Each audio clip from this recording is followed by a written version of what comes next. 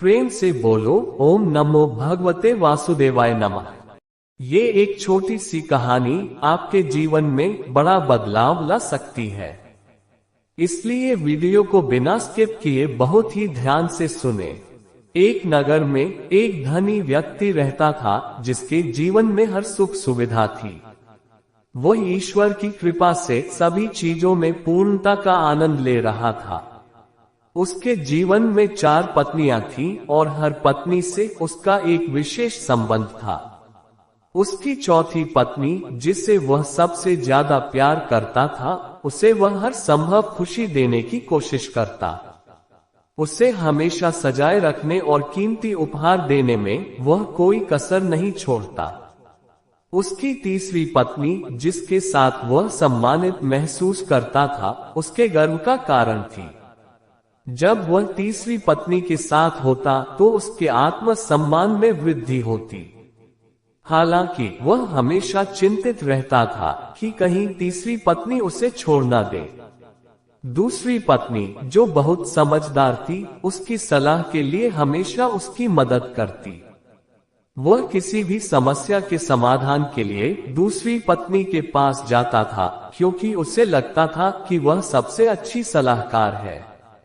लेकिन उसकी पहली पत्नी, जो हमेशा उसकी सेवा करती थी, उसके प्रति उसका कोई विशेष प्रेम नहीं था। पहली पत्नी उसे हमेशा प्रोत्साहित करती थी और हर बुरे काम को रोकने की कोशिश करती थी। हालांकि उसे व्यक्ति ने कभी समझा नहीं और उसकी अहमियत को भी नहीं पहचाना। एक दिन जब व्यक्ति की तबीयत बहुत खराब हो गई और सभी इलाजों के बावजूद कोई सुधार नहीं हुआ, उसने सोचा कि अब उसका अंतिम समय आ चुका है। उसने अपनी 4 पत्नियों को अपने पास बुलाया। सबसे पहले उसने अपनी चौथी पत्नी से पूछा, मेरे अंतिम समय में क्या तुम मेरे साथ चलोगी? चौथी पत्नी ने नकारात्मक उत्तर दिया, जिससे वह बहुत दुखी हुआ। फिर उसने अपनी तीसरी पत्नी से वही प्रश्न पूछा। तीसरी पत्नी ने कहा, नहीं, मैं तुम्हारे साथ नहीं चल सकती। मैं तुम्हारे जाने के बाद किसी और से विवाह कर लूंगी। ये सुनकर उसके हृदय में और भी दुख भर गया। अब उसने अपनी दूसरी पत्नी से पूछा, क्या तुम मेरे साथ चलोगी? दूसरी पत्नी ने उत्तर दिया, मैं केवल तुम्हारा अंतिम संस्कार कर सकती हूँ, तुम्हारे साथ नहीं जा सकती। अब तक व्यक्ति का दुख चरम पर पहुँच चुका था।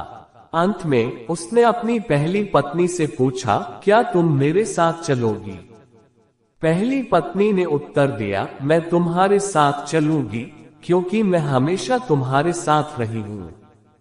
ये सुनकर व्यक्ति को राहत मिली, लेकिन उसने ये भी महसूस किया कि अब तक उसने अपनी पहली पत्नी की अहमियत को समझा नहीं था। दोस्तों, हमारे जीवन में 4 पत्नियां प्रतीक हैं। चौथी पत्नी हमारा शरीर, जिसे हम सबसे ज्यादा प्यार करते हैं, सजाते हैं और समय खर्च करते हैं, लेकिन मरते वक्त ये हमारे साथ नहीं जाता। तीसरी पत्नी हमारी संपत्ति, धन और कारोबार, जो हमारे सम्मान का कारण होता है, लेकिन मृत्यु के बाद वह भी किसी और का हो जाता है। दूसरी पत्नी हमारे परिवार और संबंध, जो हमारे मृत्यु से दुखी होते हैं, लेकिन वे केवल अंतिम संस्कार ही कर सकते हैं और फिर अपने जीवन में व्यस्त हो जाते हैं। पहली पत्नी हमारी आत्मा, जिसे हम अक्सर अनदेखा करते हैं, लेकिन वही सच्ची साथी है जो हमें अच्छे और बुरे का ज्ञान देती है और हमारे साथ अंत तक रहती है। हमें अपनी आत्मा की देखभाल करनी चाहिए, क्योंकि वही हमारी सच्ची पहचान है। ईश्वर के सामने हमें केवल हमारी आत्मा का ही मूल्य समझ आता है, क्योंकि वहां न वकालत होती है और न ही जमानत। ध्यान रखें, जीवन में सबसे महत्वपूर्ण है हमारी आत्मा को समझना और उसे संजोना। अगर आपको हमारी वीडियो अच्छी लगी हो तो वीडियो को लाइक करें, अपने मित्रों में शेयर करें और अपने जीवन को हीरे जैसा बनाने के लिए चैनल को सब्सक्राइब करें। अगर फेसबुक पर देख रहे हैं तो फॉलो जरूर करें।